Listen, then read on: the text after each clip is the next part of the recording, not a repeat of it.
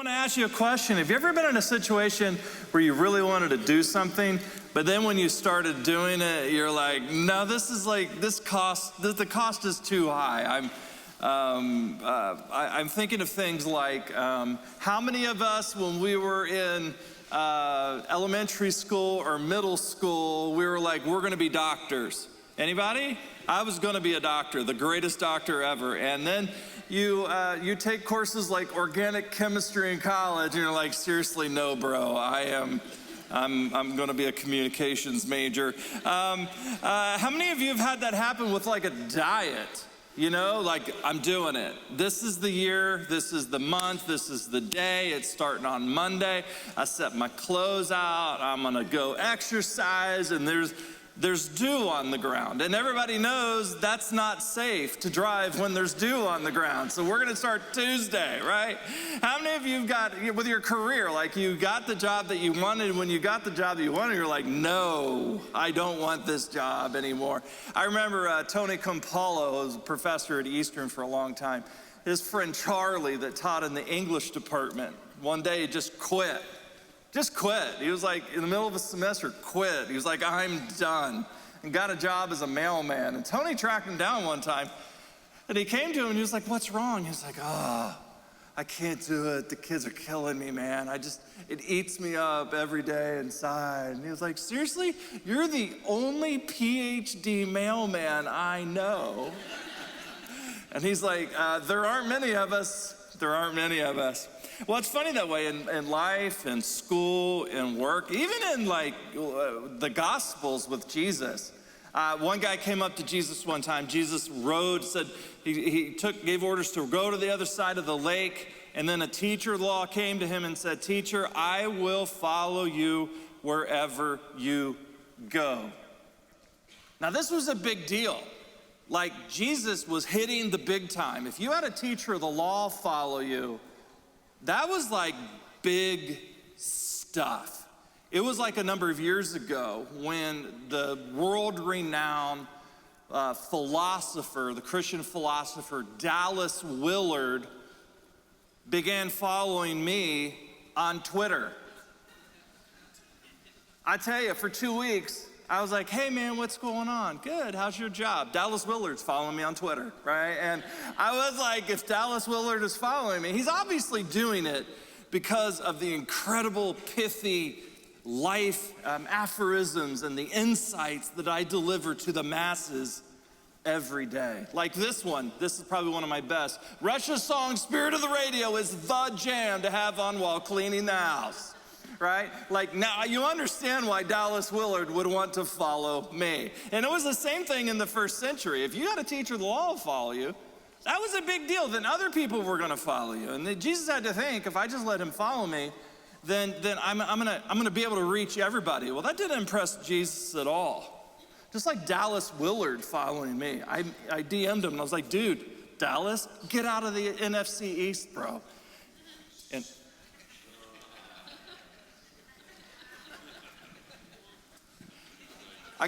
that's gonna shock you. I got the same great response first service to that joke. Yeah. Jesus was not impressed at all. He was like, I gotta tell you, foxes have dens and birds have nests. Do you ever have foxes in your yard? We have foxes that come into our property, right? And every morning it's like, you know, Mutual of Omaha's Wild Kingdom, and you have to be over 40 to get that reference. But every morning, like, the groundhogs come out and the foxes come out, and it's like, who's gonna win? What Jesus is saying is, hey, if you're a fox, you have a hard life. But you're gonna have it even harder than a fox if you follow me. Foxes have dens and birds have nests. The Son of Man has no place to lay his head. Remember, this is a teacher of the law that said, I will follow you wherever you go. But somehow, in conversation with Jesus, he realized after further discussion, this is not really what I signed up for. Second story, this guy was a disciple of Jesus. A disciple said, Lord, I want to follow you, but first I'm going to follow you wherever you go, but first let me go and bury my father. Now, we're told that's a pretty good thing. I just lost my father recently, and so to go up to Jesus and like you're you lose your father and like you want to go bury him, but then Jesus comes along and you're like, I'm gonna catch up with you. I'm gonna catch up with you. I'll meet you down in Tiberias, or maybe farther south in Beth Shean, or maybe even Jerusalem. I'll find you. I just have to go bury my father. And what did Jesus say? Follow me and let the dead bury their own dead. At first glance, I was like, I would want to take a swing at Jesus, honestly. But it's harsh, but not for the reasons we think. See, more than likely what was happening, the guy said, Jesus, I'm going to follow you. First, let me bury my father. And his father was standing there in good health. Because in the ancient Near East, if you were the oldest son, you were given family responsibilities. And your job essentially was to watch over your parents as they age. A number of years ago, if you were here, I had the opportunity to have a conversation with Dr. Shabir Ali, Muslim imam. Wonderful person. Had an opportunity at lunch to get to know him better. I told everybody, I'm going to be nice in church, but at lunch, we're taking the gloves off and we're going to go for it. And we did. It was really, really fun. He was really bright. But he told this story about, I was like, how did you get to Canada? He was like, I was from Guyana in South America, and my parents wanted to move to Canada. But when they got there and we all got settled and I got a job and everything, my parents were like, we hate it here. We want to go back to Guyana. And he said, like an obedient oldest son, I went back with my parents to Guyana until my dad passed away. And then I came back to Canada. And that's what this guy is saying. Jesus is like, listen, the kingdom of God is so absolutely essential right now, the mission that we're on. There are other people in your family that can care for your father, and they're doing a valuable thing. But I'm also now calling you to do a valuable thing. Do you ever felt that Jesus was calling you to do something like didn't make any sense?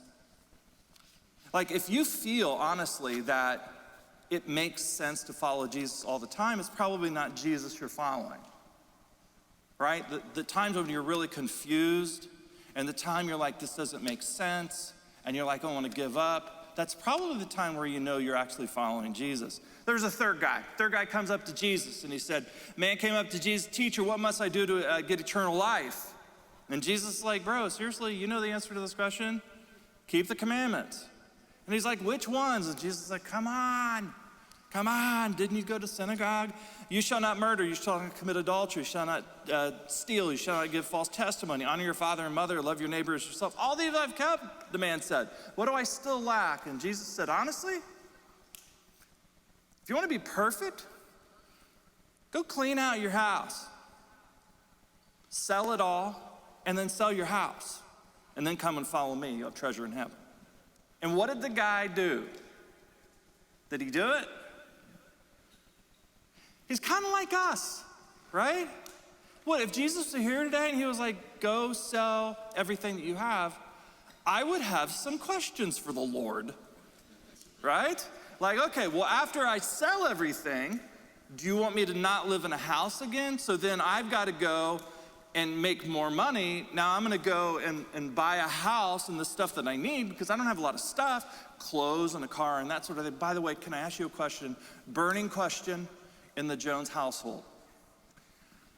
I believe that Jesus wants me to get a C5 Corvette from the years 1998 to 2004. I have a Jeep Wrangler.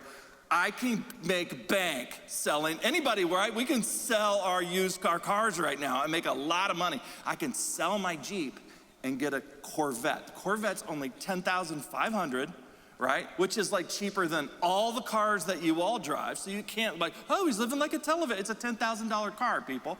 And so it's a fire engine red coupe. I pull off the T-tops. The odometer goes to 200 miles an hour. Raise your hands if you wouldn't mind it if your pastor drove a fire engine red Corvette. Raise your hand. Wait, is this a yes? I can. When you see my wife, look at her and say, it's 10 grand, come on. Come on, you're making money from the Jeep, right? And so I have these questions for Jesus about stuff. What am I, yeah, okay, I'll sell it all. I'm all in, and I think that this is what this guy was doing. A smart business guy. And it just didn't make sense. It was like one of these things again about following Jesus. I'll do it, but it just doesn't make sense. And Jesus is like, bro, you're out. Because the mission is now. The mission is front of us.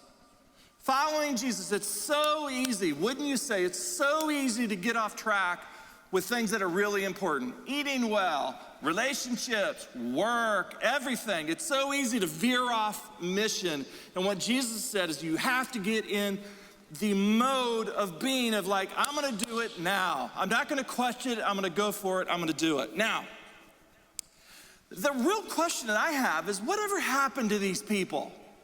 Whatever happened to the teacher of the law? Whatever happened to the man that didn't want to sell his land? Whatever happened to all of these people? Well, we know that there were all kinds of people Jesus interacted with, right? The woman at the well, blind Bartimaeus, the woman healed with an issue of blood, the centurion whose boy passed away, Nicodemus the Pharisee. There are all of these people that we read about and encountered Jesus.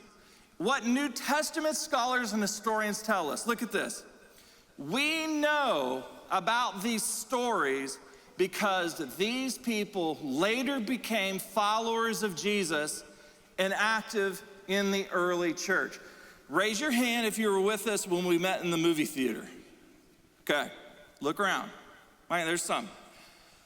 If someone was writing a history of our church and wanted to know about what it was like in the early days. When we're sitting there are mice under the seat, and there are rats traps. That was terrible, but it was fun too. It was a great time. But if you wanted to know what it was like in the movie theater days, what would you do? You would talk to these people, right?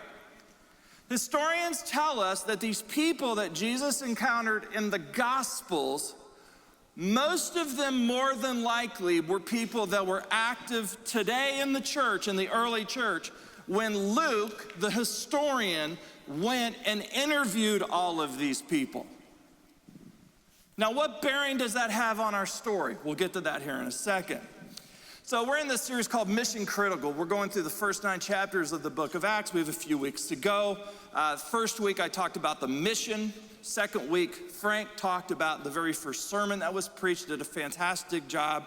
Lisa did a great job last week spelling out what the new community looked like. Now what we're going to do is we're going to look at the church about a month or two later. Surely it went sideways then.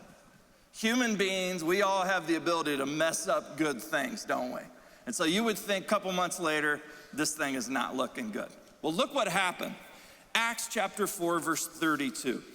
All the believers were one in heart and mind. And that is always my prayer for our church. We have differences, and differences are good. Different viewpoints are good. Different backgrounds are good. But what makes a church great is when everybody is all on the same page for the mission. For the mission. And because they were, it says, no one claimed that any of his possessions was his own, but they shared everything that they had. Raise your hand if you're willing to do that. Because of Jesus, I'm willing to share everything that I have. Okay? Raise your hand if you have season tickets to the Eagles and you are willing to share with your pastor. Okay. That's a beautiful thing, right? They're sharing, they're willing to do it. Now, I'm not willing just to have someone come up on the street and start asking me for stuff. I gotta feel like there's a reason behind it, right? And for the early church, the reason there weren't any people in need, it was because the mission became greater than their stuff. And it says, with great power, the apostles continued to testify to the resurrection of the Lord Jesus, and much grace was upon them all. And then it says in verse 34, there were no needy persons among them. Is it true of our church? No needy persons among them. For from time to time, those who owned lands or houses sold them, brought the money from the sales and put it at the apostles' feet, and it was distributed to anyone as they had need. They didn't have written contracts at that day, so the contract was in Semitic culture that you would sell something and you would go and you would place it at their feet. And that was a sign if there were one or two witnesses or two or three witnesses, this was a legal transaction. We didn't have to sign our name. Why? Because we're all illiterate. We'd have to put an X. You put it at someone's feet, two or three witnesses see it, done. And so we're told that there was a guy named Joseph, a Levite from Cyprus, whom the apostles called Barnabas, which means son of encouragement. This Barnabas, guy Joseph, sold a field he owned and brought the money and put it at the apostles' feet. Who is this guy? It's the first time we heard about him. We're given a few clues. Number one, we're told he's from Cyprus, right? Joseph, a Levite from Cyprus. Everybody know where Cyprus is? It's an island in the middle of the Mediterranean, third largest island. And so he came from Cyprus. He was a transplant. Any transplants in our church? All right, we have lots of them. That's what makes our church incredible. People from Britain. We have people from the Bahamas. We have people from New Jersey. I mean, we have everywhere. Second, it says that Joseph is a Levite. What is a Levite? A Levite was a priest. And there were three kinds of Levites in the first century temple. There were chief priests that were, Jesus always got into trouble with the high priest, right? These people ticked him off big time. And then there were the priests and the Levites. Kind of think of it in a mega church. Here are the senior pastor and leaders, and here are the other pastors, and here are the worship leaders. This is like CCV worship. And it's a terrible, terrible comparison because none of these people were paid, and they were all business leaders. And 150 years before Jesus came on the scene, they basically bartered for power because they were all businessmen as well as working in the temple. Think of it as if Bill Gates and Rick Warren had a baby. All right? If Elon Musk and Billy Graham were the same person, that's what a chief priest is. And so Levites had three jobs. Their first job is they played music. They were the worship leaders. The second job is that they did the menial tasks like moving stuff around and that sort of thing. These people were in meetings. It was these people who did all the heavy lifting. But the Levites were also the temple police. They were the bouncers. I know none of you have ever been in a bar, but let's say if you happen to know a friend that went to a bar and they had a bouncer that was checking your ID when you're going in, that's what the Levites were. And so people would sign up to be a Levite, and they would say, okay, great, you want to be a worship guy? Great, you could be a Levite, yeah. And you want to be a Levite? Great, you're going to be on the setup team, and you're going to be a bouncer. That's what Barnabas was. Now, everybody thinks that Barnabas was the son of encouragement because it comes from Aramaic. Can you bring this up, Will? So Aramaic, bar, son of, and then nabas, encouragement. Remember when Jesus said to Peter, "Blessed are you, Simon Bar Jonah. You were the son of encouragement." Why did they call Barnabas the son of encouragement? How many of you know people who are really encouraging to you? Do they usually have personality? You know what I'm saying? Hey, lean over to the person next to you and say, "Have you lost weight? You look fabulous. You look fabulous." I love that. Is that perfume? Is that like motor oil? What is that? I love the smell, right? And there are people that are like that, and usually you see through those people once you get to know them. There's some people that are genuine. They just have these gregarious personalities, and they're wonderful. But by and large, if you try to act, it comes off cheesy, right? Barnabas wasn't like that. Barnabas had a strong personality. In fact, we're told in Acts chapter 15, he had such a strong personality, he stood up to the guy who had the strongest personality in the New Testament, the Apostle Paul. Sometime later, Paul said to Barnabas, let's go back and visit the brothers in all the towns where we preach the word of the Lord and see how they're doing. Barnabas wanted to take John, Mark. But Paul did not think it was wise to take him because he deserted them at Pamphylia. They had such a sharp disagreement that they parted company. Barnabas took Mark, Paul took Silas. You ever met someone that's like a really dominant personality? It's kind of hard to stand up to those people. Barnabas, no problem. So why would they call him the son of encouragement? Why would they call him that? They called him that very simply. The text tells us because he sold a field that he owned and he brought the money and put it at the apostles' feet. That one act of generosity, people looked at him, a Levite. The reason that they said he was a Levite is not to tell you that he was a bouncer or anything, but a Levite was someone that was middle class. This was someone that wasn't loaded. And he took land, which in the first century was where all your wealth was. You either buried wealth in a field. Jesus told all kinds of parables about finding treasure in a field, right? You either buried it in a field or put it under your house, or you bought land. Because no one can steal your land. He came and he gave the land. And people looking at him were like, my gosh, man, that is so inspiring. Because he just gave everything. So my question is this.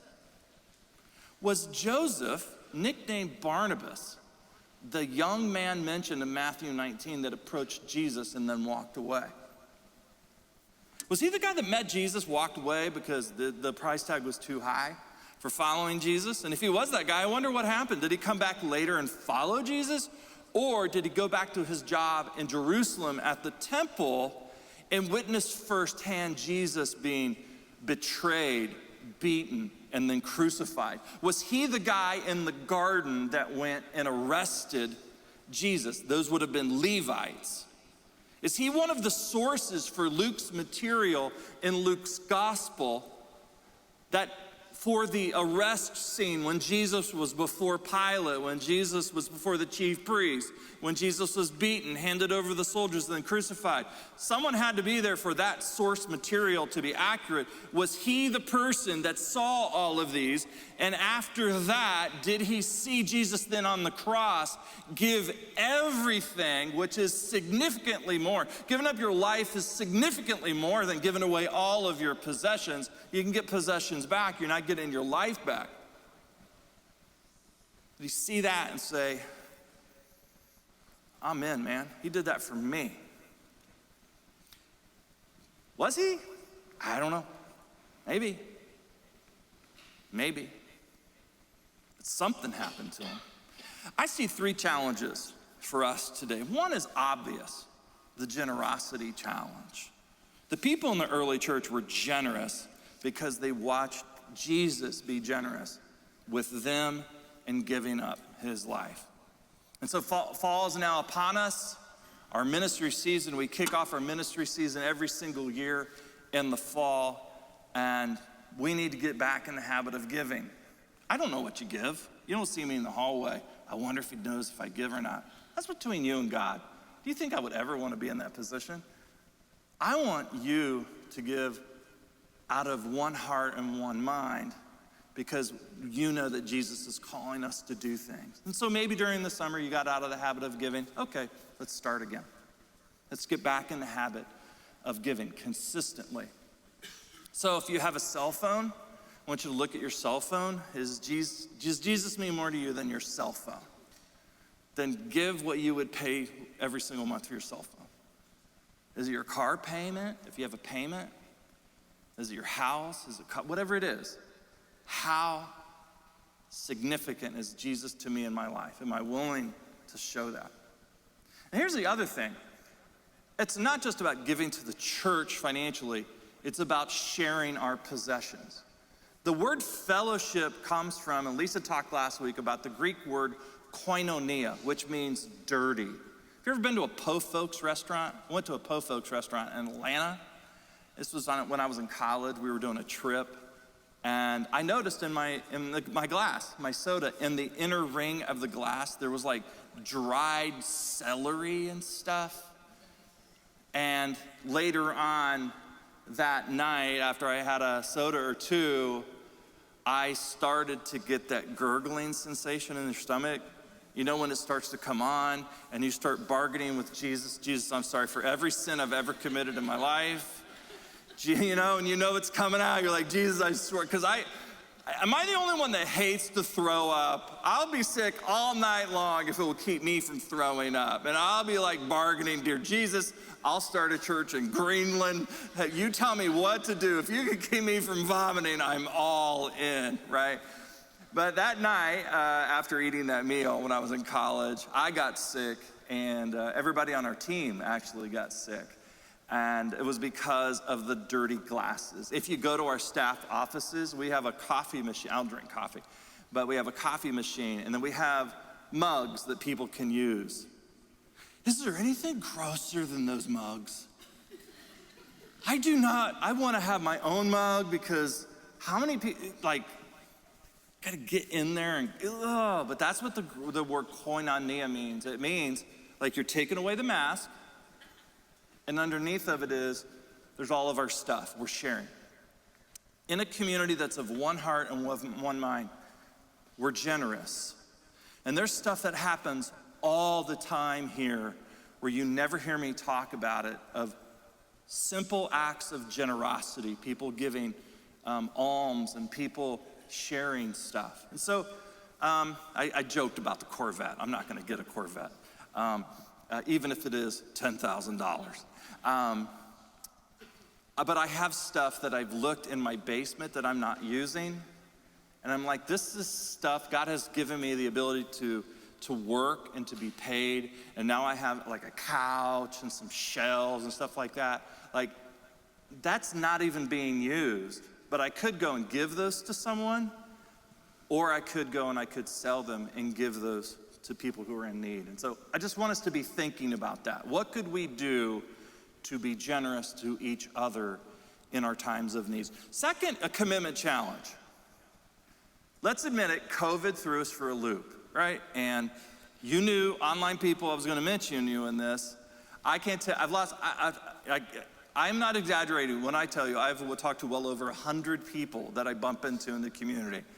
And they're like, I have to apologize. I gotta say, it's just easier watching you in my pajamas. And I'm like, I get it. So maybe that's you. I wanna say, for those of you who are joining us online, you're a part of our church, I get it. And if you're sick, if you're unable to be here, if you're immunocompromised, whatever, we totally get that. But if 7 days a week you're doing exactly everything as you normally would, interact with people, and you don't have a mask, all this kind of stuff, and you're like, seriously, Sunday morning, I'm gonna get sick? Come on. But let me talk to those of us who are here. Like, we need to amp it up in our hearts. Can I teach you a prayer? I pray this prayer. Whenever I am out and about, I'm in my car and I'm seeing people, I will pray this prayer. God, give me your heart for people in this area.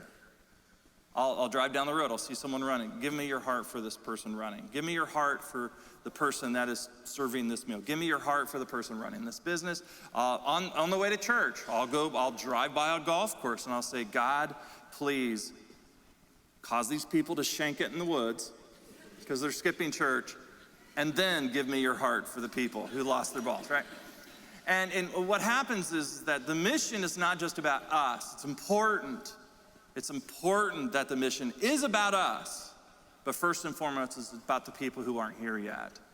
And so what I'm praying is that everybody here at some point this fall is that you would basically step out of your cubicle and go into that office, or go across to your neighbor, go across the street, maybe you pull out your phone and text.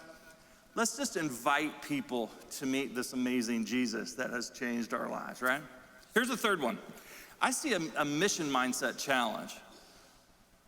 I see a mission mindset challenge that we need to actually get our edge back individually and as a church. We need to get our edge back. The great spiritual writer Elton Trueblood said, the essential experiment we need to make today in our day is an experiment in radical Christianity. Once a church was a brave and revolutionary fellowship, changing the course of history by the introduction of discordant ideas. Today it's a place where people go and sit on comfortable benches, waiting patiently until time to go home to their Sunday dinners. Many have refused to join the church, not because the church has demanded too much, but because it has demanded too little. Their criticism is not that the church is too different from the world, but that it is too much like the world. The humiliating truth is that no Christian fellowship has ever truly challenged them. And you want to know how you get your fire back? I want everybody to make this commitment sometime this fall that you're going to ask some people that you see here on Sunday morning, you're going to ask them to go out to lunch. How many of you grew up in churches where like, that's what you did after church? Okay, a few people, right? Like, that's what you did. Like, the joke was, well, you know, the Baptist church let out because there's a line a mile long, right? But I want us to be open, to actively engage other people, to open up our circle, to open up our groups, to engage people, because as Lisa talked about last week, you take a log, 2 logs that are burning, separate them, they go out, put them together, and there's a fire. So I want us to begin finding people and challenging each other and get our edge back. Because listen, what I think many of the disciples of Jesus eventually find is that what Barnabas found, that the cost of following Jesus, the hardship, the uncertainty, the danger is worth it. Because the alternative of living a self-centered, self-gratifying life is so mind-numbing and incredibly boring that there's nothing like being on mission with other people who have the same mind and same heart to follow Jesus. And so God, we just thank you for what you're doing in our community. We thank you for the people that we serve arm in arm with. We thank you that you went to the cross for us and you modeled for us what it looks like to be in fellowship and to care for one another and to meet each other's needs. We thank you for this. In Jesus' name. Amen. Thanks for watching today's message. Make sure to check out Brian's new book, Finding Favor, God's Blessings Beyond Health, Wealth, and Happiness. To sign up for Brian's newsletter, please go to Brian's website at brianjones.com.